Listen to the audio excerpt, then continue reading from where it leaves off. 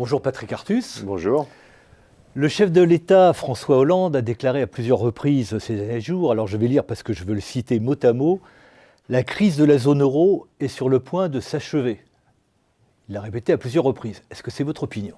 Non, mais ça dépend de quelle crise on parle. Ce que les Européens ont montré qu'ils savaient faire, c'était éviter que la zone euro meure dans une crise financière. Ceci, c'est à peu près exclu. Disons les choses simplement. Si la Banque Centrale Européenne est d'accord pour mettre toute la dette de l'Espagne sur son bilan, l'Espagne ne peut pas faire faillite. Donc on sait qu'on a la capacité à empêcher une explosion financière. Le problème, c'est que dans le même temps, la crise économique devient de pire en pire. C'est-à-dire qu'au moment où on continue donc à mettre en place ces nouveaux mécanismes de soutien financier, les croissances sont encore négatives, elles le seront l'année prochaine, les investissements s'effondrent, les salaires reculent, le chômage augmente, les déficits publics ne s'améliorent pas. Et les politiques d'amélioration de la compétitivité n'ont aucun effet, puisque comme l'investissement recule, on perd de l'offre au lieu d'en gagner.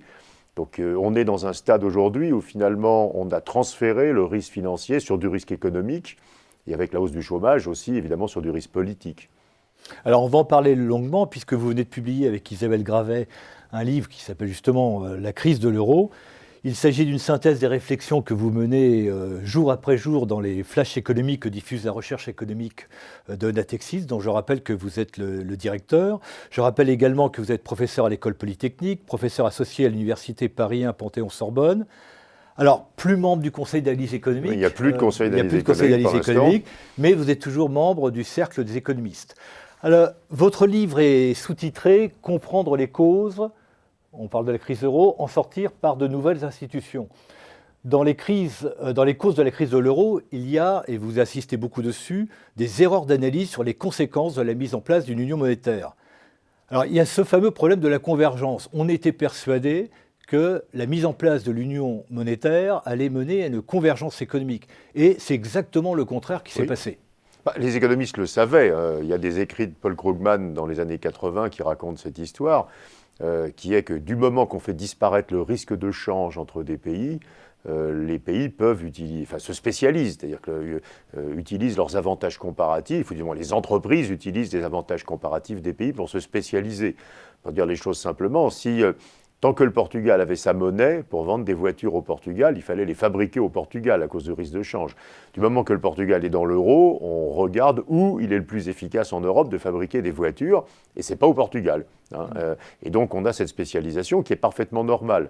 Donc on a une convergence nominale, on a à peu près les mêmes taux d'inflation, puisqu'on a les mêmes politiques monétaires et le même taux de change, mais il y a une divergence des économies réelles, simplement comme aux États-Unis. Il y a des régions qui s'industrialisent, des régions qui vont vers le haut de gamme, des régions qui restent en bas de gamme, des régions qui spécialisent dans les services, et c'est parfaitement légitime.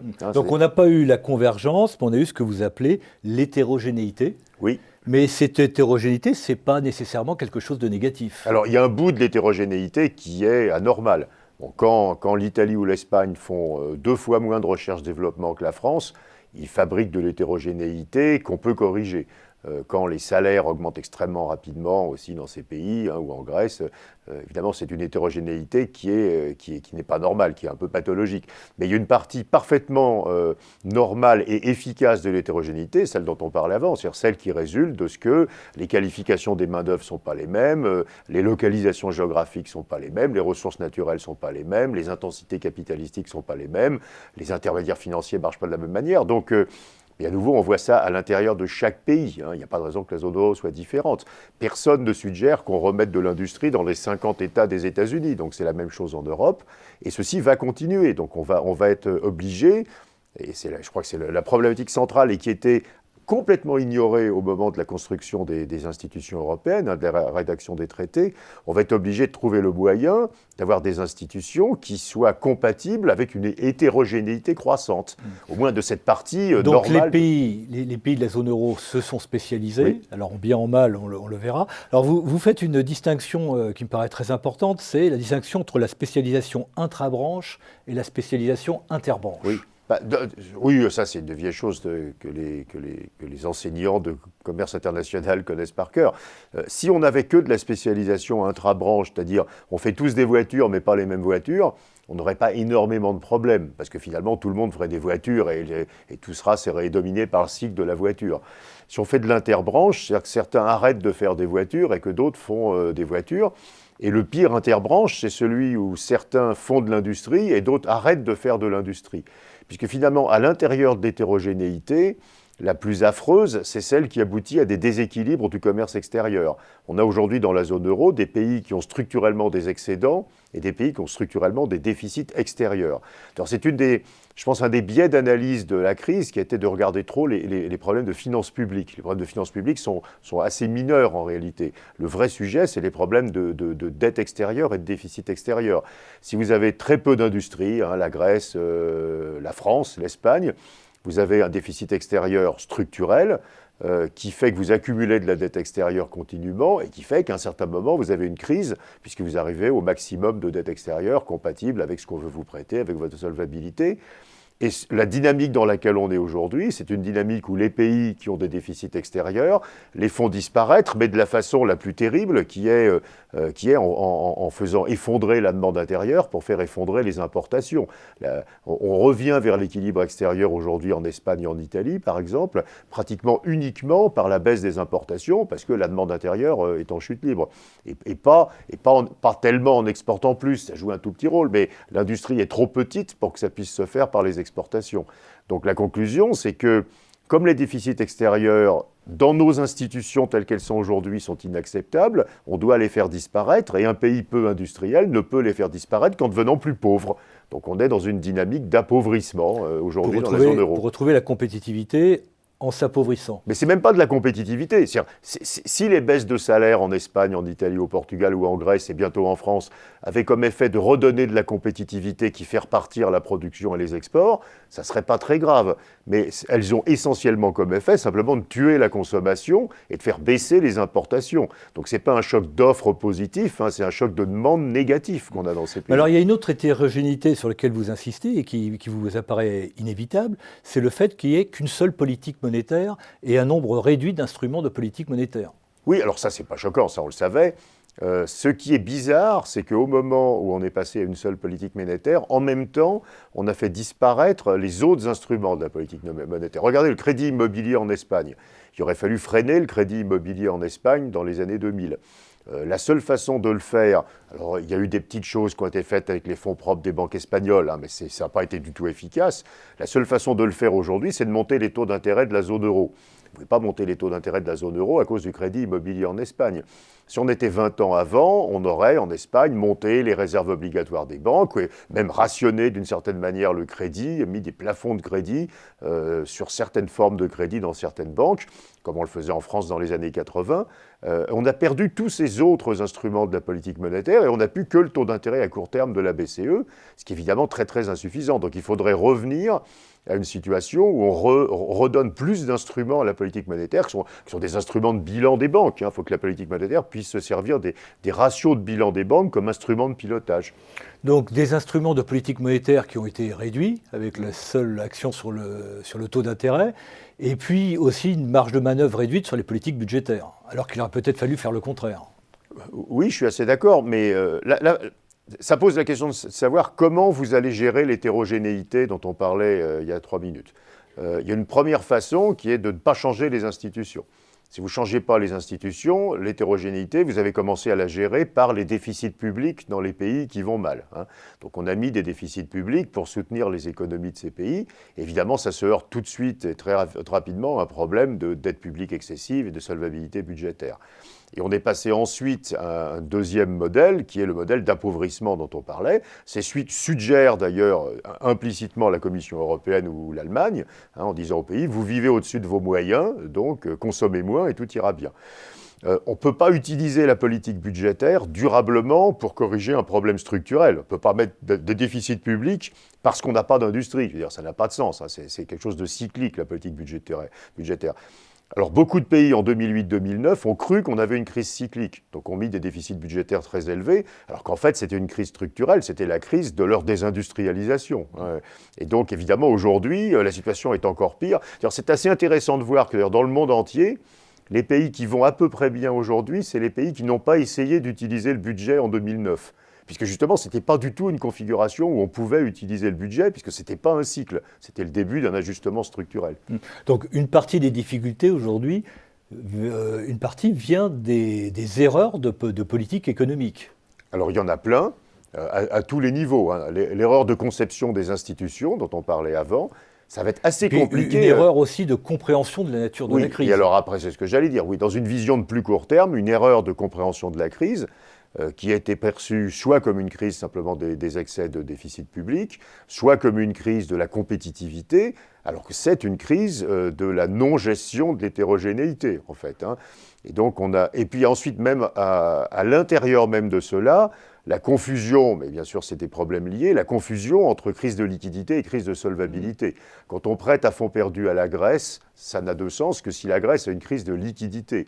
Aujourd'hui, même le FMI reconnaît que dès le début, il savait que c'était une crise de solvabilité. Et on met sur le même plan la Grèce, l'Italie et l'Espagne, voilà. Alors que les problèmes sont très différents. Oui, et peut-être que l'Italie, probablement, si on arrivait à faire baisser durablement les taux d'intérêt de l'Italie, on aurait une sortie de crise assez facile. La Grèce et l'Espagne, c'est un problème économique monstrueux, hein, c'est l'absence à peu près complète d'industrie en Grèce, l'effondrement de l'immobilier en Espagne qui a fait perdre 20% de ses emplois à l'Espagne. Et donc on ne peut pas imaginer là que c'est une crise de liquidité. Donc prêter, ça n'a de sens que si en même temps on met des politiques qui rendent les pays à nouveau solvables. Or on ne fait pas ça, on fait juste l'inverse. Regardez l'Espagne, on coupe les dépenses d'éducation, on a divisé par 2 les investissements publics, on divise par 2 les dépenses de recherche-développement. Donc les politiques d'ajustement qui sont mises en place pendant qu'on prête vont au contraire détruire de la croissance potentielle. Donc on est complètement à l'envers de ce qu'il faudrait faire. Donc on rentre dans une spirale d'austérité dans l'Europe, tous les pays du Sud se mettant dans des politiques restrictives, et ça atteindra tôt ou tard l'Allemagne, et très prochainement probablement. Alors ça ne sera pas une politique restrictive. Enfin, les Allemands vont être en récession, je pense, en 2013. Hein. Tous les indicateurs semblent aller dans cette direction, légèrement, mais enfin sans doute en récession. Mais le vrai sujet maintenant, c'est de savoir comment on sort de ça. C'est-à-dire qu'on voit bien que pour l'instant, les pays du Sud ont gentiment accepté la stratégie d'appauvrissement pour se sortir de leurs problèmes. Ça n'a réglé qu'un problème, qui est le problème de déficit extérieur, hein. En Espagne, en Italie, il n'y a plus de déficit extérieur. En Grèce et au Portugal, il se réduit extrêmement vite, et peut-être dans un an, il n'y en aura plus. Le seul pays qui n'a encore rien fait, c'est la France, mais on sait que c'est une problématique un peu différente. Mais l'appauvrissement n'a réglé rien des autres problèmes, au contraire. Mais est-ce que la politique de déflation salariale qui est menée en Espagne, par exemple, ne va pas rétablir une certaine compétitivité ? Le problème, c'est... Et poser des problèmes à la France, d'ailleurs. Alors là, c'est un peu théorique, mais la raison pour laquelle je pense que non, c'est... Alors, ça va poser certains problèmes, mais fondamentalement, cette politique est très inefficace. Et ça, c'est un point un peu théorique peut-être, mais qui est important, c'est qu'on s'est aperçu dans cette crise que, contrairement peut-être à ce qu'on croyait, les marchés du travail étaient plus flexibles que les marchés des biens. Donc en Espagne, les salaires baissent, mais les prix continuent à augmenter. Et ils augmentent presque aussi vite qu'avant la crise, hein. Et du coup, qu'est-ce que vous avez ? On parle de dévaluation interne. Une dévaluation interne, c'est quoi ? C'est j'ai un problème de compétitivité dans une union monétaire, je baisse les salaires de 10%, je baisse les prix de 10%. Donc je deviens plus compétitif, mais les salaires réels ne bougent pas. Sauf que ce n'est pas du tout ça qui se passe. Ce qui se passe, c'est que les salaires baissent et les prix montent. Donc qu'est-ce que ça fait ? Certes, on gagne un peu de compétitivité, mais pas tant que ça, parce que comme les prix montent, même les prix des exportations continuent à monter, donc on ne gagne pas vraiment de compétitivité prix. Et comme les salaires baissent et les prix montent, les salaires réels s'effondrent et on tue la demande intérieure. Donc ces politiques ont très très peu d'effet sur la compétitivité, elles ont surtout un effet dépressif. Est-ce que l'Italie n'est pas dans une situation un petit peu spéciale avec une industrie qui reste quand même assez dynamique et très exportatrice ? Elle était dynamique exportatrice au début de la crise et c'est en train qui dépend moins de la demande intérieure. Oui, mais c'est en train de se dégrader très très vite. La grande inquiétude sur l'Italie, c'est qu'effectivement, au point de départ de la crise, c'est une grosse industrie, c'est 20% des emplois en Italie, hein, c'est le même chiffre qu'en Allemagne, c'est une industrie qui a des excédents commerciaux, qui est assez dynamique, et puis alors, depuis le début de la crise, on voit une situation absolument épouvantable se mettre en place. Les capacités de production ont reculé de 6 ou 7% chaque année, hein, c'est impressionnant. La productivité recule. La part de l'industrie dans le PIB perd 1 point par an, et on a une espèce d'amaigrissement à toute allure de l'industrie italienne, qu'on a l'impression, et en parlant aux industriels italiens, qui est dû assez largement au fait qu'il n'y a plus aucun système bancaire en Italie. C'est-à-dire que les banques italiennes, depuis 3 ans, ont complètement arrêté de financer quoi que ce soit. Donc l'industrie a complètement arrêté d'investir. À part la Grèce, c'est en Italie que les investissements chutent le plus. Et donc le capital vieillit, la productivité recule, les capacités de production reculent. Et donc, l'Italie, c'était un point de départ qui était assez favorable, mais aujourd'hui, une dynamique absolument dramatique. Mais c'est pour ça, enfin, l'Italie a un besoin crucial qu'on arrive à faire repartir l'activité bancaire normale. C'est pour ça qu'ils sont évidemment très en faveur de tout ce qui se fait sur l'union bancaire, la baisse des taux. Mais on voit aujourd'hui une espèce de délabrement à toute allure de l'industrie italienne qu'on ne voit pas en Espagne. Vous le disiez, en Espagne, d'abord les coûts de production sont au départ de la crise assez bas. Et puis, on voit, il y a un petit frémissement, quoi. Il y a plus d'exportations, il y a des investissements directs, il y a des gens qui commencent à regarder l'automobile, par exemple, à s'installer en Espagne. En Italie, on sent une petite remontée de l'automobile en Espagne. Oui, parce que l'Espagne, c'est un pays qui est compétitif. Ils ne sont pas devenus compétitifs, on le disait tout à l'heure. Ils étaient compétitifs au début de la crise.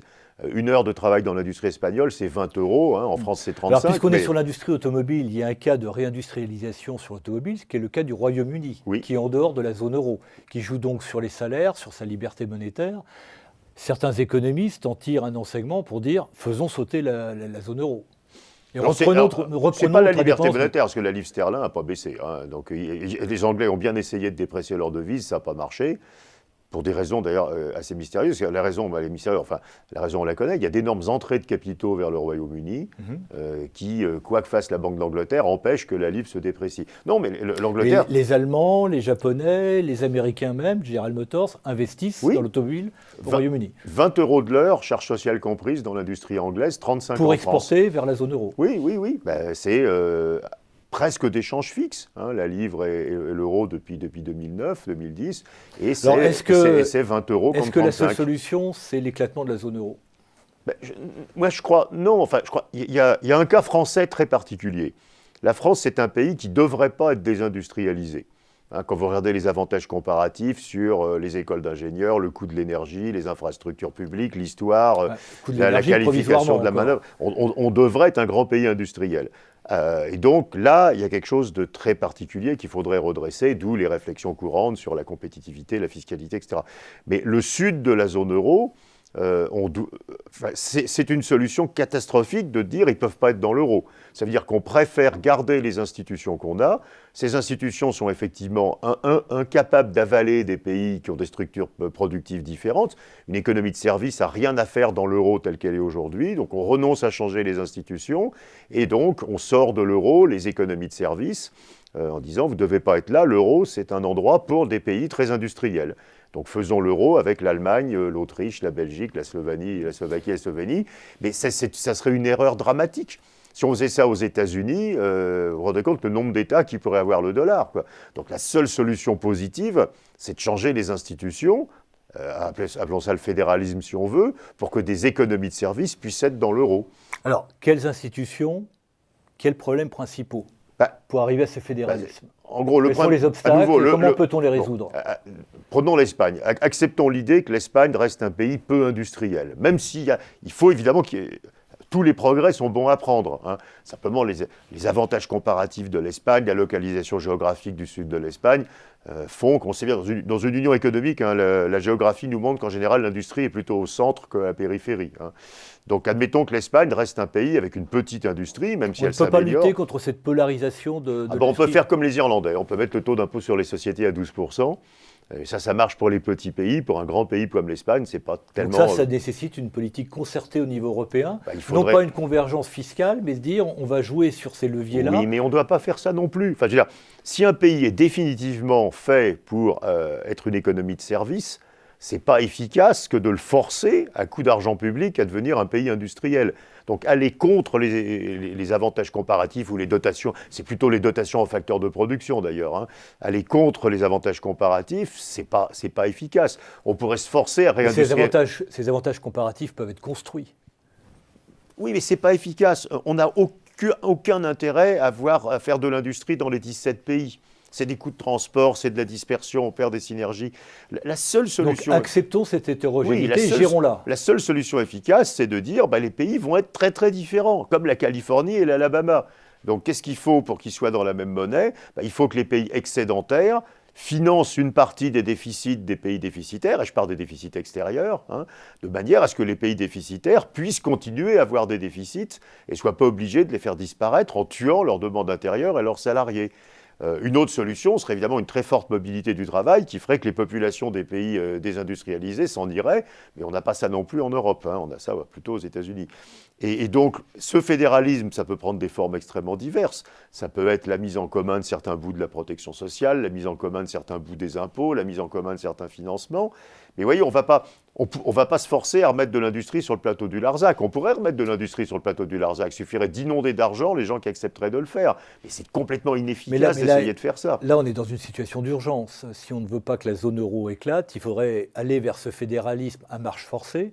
Donc aller vers ce fédéralisme sous domination allemande, disons le mot. Oui, alors dans un premier temps, on peut utiliser... Et avec des problèmes d'institutions qui ne sont pas démocratiques. Oui, dans un premier temps, on peut utiliser la monnaie pour gagner du temps.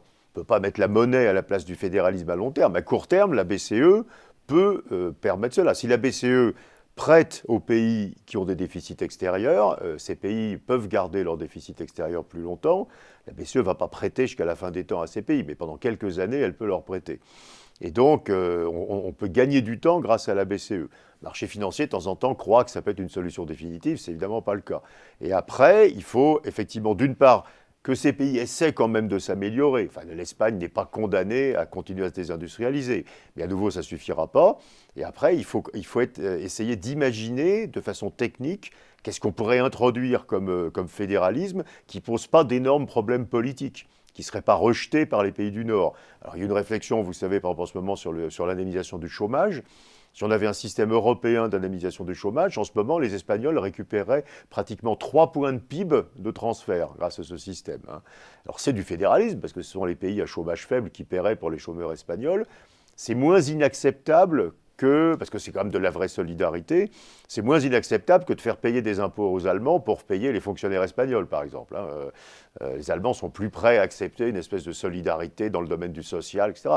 On pourrait réfléchir à avoir un bout de TVA commune, on pourrait réfléchir à avoir des systèmes de retraite complémentaires européens. Donc il faut utiliser le temps que nous donne la BCE pour commencer, mais à pas parler de fédéralisme dans l'absolu, à faire des choses qui génèrent du transfert de revenus avec une acceptabilité politique chez les durs, chez les Finlandais, chez les Hollandais, chez les Allemands, etc. Mais revenons à la France. 70 milliards de déficit commercial encore cette année, 50 milliards de déficit de la balance courante. On s'est donné comme priorité le désendettement compétitif, atteindre 3% de déficit l'an prochain. C'est tenable, ça ? Moi, je n'y crois pas du tout. Cela étant, ce n'est pas dramatique non plus, parce qu'on fera peut-être 4, mais on ne va pas faire 12. Mais on aura 70 milliards de déficit extérieur. Ce qui est dramatique, c'est... je crois qu'on a, dans le cas français, on a maintenant une analyse assez partagée du problème. Alors, on parle de choc de compétitivité, ce n'est pas un très bon mot, parce que le problème, c'est la profitabilité de l'industrie. On parle de pacte de compétitivité. Oui, mais ce n'est pas compétitivité, c'est plus compliqué que ça. C'est vraiment la profitabilité de l'industrie. Et ça reflète à la fois le fait que les coûts salariaux sont élevés et le fait que le niveau de gamme est bas. Donc on a les deux à la fois. On a des coûts salariaux qui ont monté par rapport à l'Allemagne et on a des prix qui ont baissé. Les prix de l'industrie ont baissé de 15% depuis la création de l'euro, parce que pour vendre ce qu'on produit, il faut baisser les prix. Alors, il y a ceux qui prétendent que ce n'est pas un problème de coût, que c'est juste un problème de gamme. C'est pas vrai. Du moment qu'on a la gamme qu'on a, ça devient un problème de coût. D'autant plus que dans les coûts de l'industrie, il faut réintégrer les coûts des services consommés par l'industrie. Si vous faites ça, vous trouvez qu'effectivement, l'industrie est extrêmement peu compétitive en France, même uniquement en termes de coûts. Et en plus, elle est en milieu de gamme. Et donc, si on ne règle pas ça, on peut faire disparaître le déficit public mécaniquement, il suffit de monter les impôts. Bon, à un certain moment, il y aura moins de déficit public, mais on continuera à avoir une espèce d'appauvrissement du pays, avec un déficit extérieur qui va s'ouvrir, avec de l'industrie qui continue à maigrir, des emplois industriels qui continuent à baisser, ce que les économistes appellent pompeusement la productivité globale des facteurs, c'est-à-dire le progrès technique, je dirais, la productivité du capital, du travail, etc., diminue en France. On a un progrès technique négatif, le capital vieillit. Il y a un chiffre que vous connaissez sûrement, que j'aime beaucoup, donc j'aime pas du tout, mais qui est assez impressionnant, c'est le nombre de robots achetés par l'industrie. Cette année, 19 000 en Allemagne, 3 000 en France. Donc évidemment, l'industrie française n'a plus les moyens de se moderniser. Et si on fait rien à ça, l'industrie va disparaître. Et là, après, on butera sur le déficit extérieur et on sera comme l'Espagne. Et on risque d'avoir une année 2013 avec une chute de l'investissement. Mais on va avoir une énorme chute de l'investissement pour plein de raisons, mais en particulier parce que La chute de l'investissement en Italie ou en Espagne, c'est plus un problème de profitabilité, c'est un problème de demande. Hein. Entre l'investissement et la consommation, il aurait fallu choisir. Autrement. Mais je comprends les hésitations du gouvernement. Bon, avec la politique économique qui a été mise en place aujourd'hui, on va faire -1 de croissance en 2013, un petit peu près. Si en plus on fait le rapport gallois en 2013, on rajoute 2 points de CSG. La baisse des charges des entreprises, c'est de la politique de l'offre. Ça paye dans 3 ans, dans 4 ans, dans 5 ans. La hausse de 2 points de la CSG, ça mange du pouvoir d'achat tout de suite.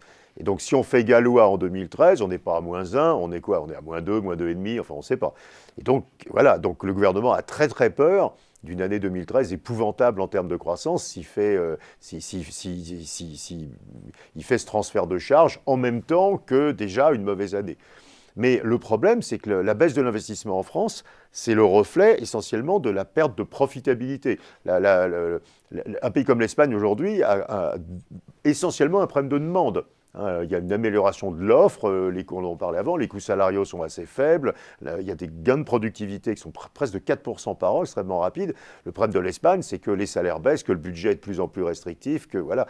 Donc c'est un problème de demande et c'est pour ça que l'industrie espagnole n'investit pas. En France, c'est pas un problème de demande, hein, la consommation résiste, c'est un problème de profitabilité, c'est un problème d'offre. Rétablir la profitabilité des entreprises. Mais sauf que ça ne marche pas tout de suite, quoi. Donc, il va falloir à un certain moment que le gouvernement accepte ce qu'ont accepté tous les autres, hein, les Allemands, les Suédois, etc., qui est que quand on fait ça, quand on rétablit la profitabilité des entreprises, on a tout de suite un problème de demande et on a juste, au bout de quelques années, oui, sauf que, vous voyez, le problème, on voit bien le choix politique, hein, l'horizon c'est 5 ans. Et on a vu la politique Schröder en Allemagne, ça marche au bout de 5 ans, quoi, les politiques de l'offre. Choisir la politique de l'offre contre la politique de la consommation, on n'arrive toujours pas à le faire en France. Non, et c'est très bizarre, parce qu'effectivement, mais ce n'est pas que la politique fiscale. Hein, c'est le partage de revenus, mais c'est la politique de la concurrence, par exemple. On fait systématiquement le choix de la protection du consommateur, systématiquement, que ce soit les gouvernements de droite ou de gauche. Hein. On a, depuis 20 ans, baissé la TVA et augmenté les charges sociales. Depuis 20 ans, les Allemands ont monté la TVA et baissé les charges sociales. On a une politique de la concurrence qui veut simplement nettoyer les marges des entreprises, quoi, en disant ça fait baisser les prix, donc c'est bon pour le consommateur. À aucun moment dans la problématique, on se pose des questions sur le producteur. C'est pas dans la façon de travailler en France. C'est pas dans notre culture. Patrick Artus, je vous remercie. Merci beaucoup.